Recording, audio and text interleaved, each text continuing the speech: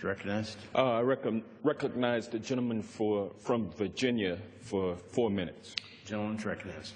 Thank you, Mr. Speaker, and I thank the gentleman for yielding. I rise in opposition of the bill. The REINS Act would create new obstacles to the promulgation of regulations designed to protect American workers' health and safety and to protect the environment.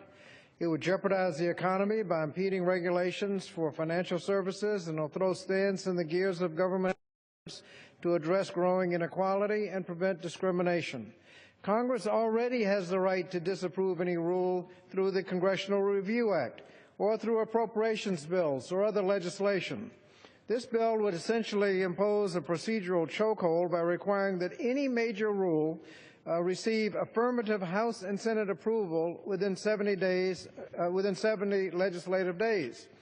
As an example of the effect of this bill, we note that the Occupational Safety and Health Administration, OSHA, is in the process of updating a nearly 70-year-old standard to keep workers from contracting a progressive and frequently fatal lung disease called chronic beryllium disease. In the 1940s, workers at the Atomic Energy Commission plants were contracting acute beryllium poisoning. To deal with the problem, 2 of their scientists, sitting in the back of a taxicab on the way to a meeting, agreed to set the beryllium exposure limit at 2 micrograms per cubic meter of air. Established back in 1948, that standard is still in place today, and it's often called the taxicab standard because there was no data supporting that number.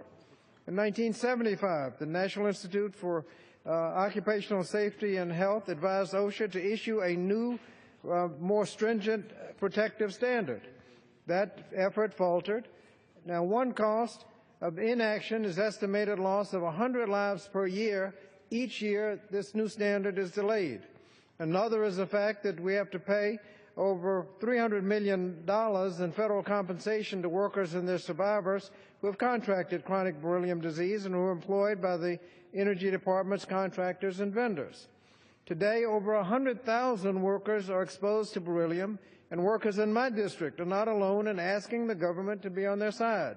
There's substantial state support for from beryllium producers and labor representatives to cut the standard exposure limit by 90%.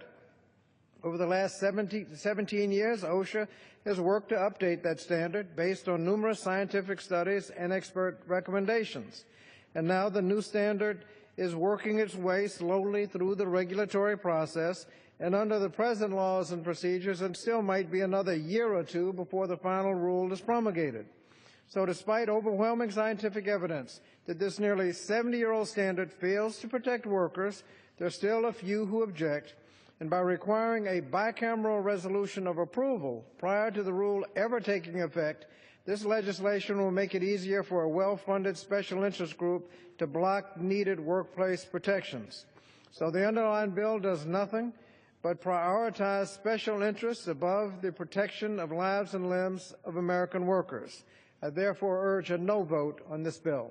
I yield back the balance of my time. Yields back.